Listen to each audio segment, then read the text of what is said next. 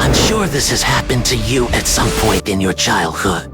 When we used to go to school without completing our homework, the teacher would question us about it. We'd come up with some excuse or claim we forgot.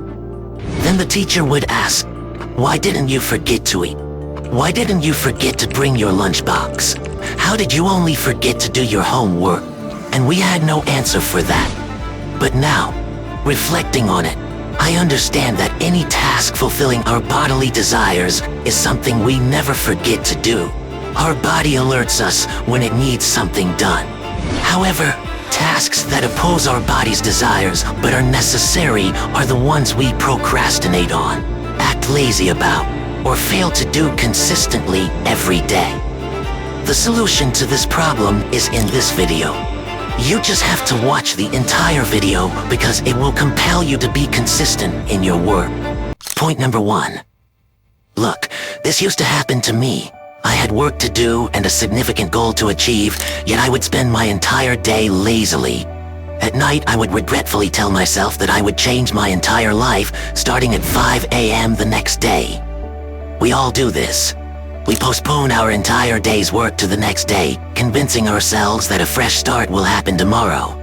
But what happens is, before our day 1 even begins, it ends. Because when we wake up at 10 a.m., we vaguely remember that we had turned off the alarm at 5 a.m. Even after waking up at 10 a.m., we don't work.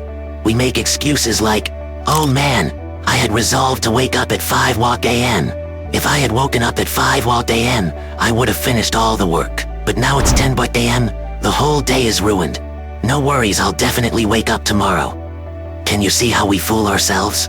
We make excuses to avoid the work from the previous day by promising to do it early the next day. Then, we make excuses the next day, saying that the time we had set for the task has passed, so now the whole day is ruined, and we won't do the task today. We never say, "I will do this task right now and finish it today."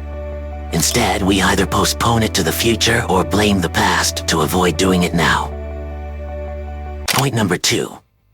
Tell me, how can we say we will change ourselves and when it's time to work, we start being lazy? The answer is the same as I have often said. Inside us, both an animal and a human coexist. As soon as the human inside us says, "Brother, what's going on isn't right. Do something and change your life," we agree and say, "Yes, absolutely, we will change. But from 5 a.m. tomorrow, not today, because today is already gone." And the human inside us agrees, "Okay, today is gone, so start tomorrow." But when the alarm rings at 5 a.m., sleep overpowers us, and we turn off the alarm. At that moment, both the animal and the human inside us speak.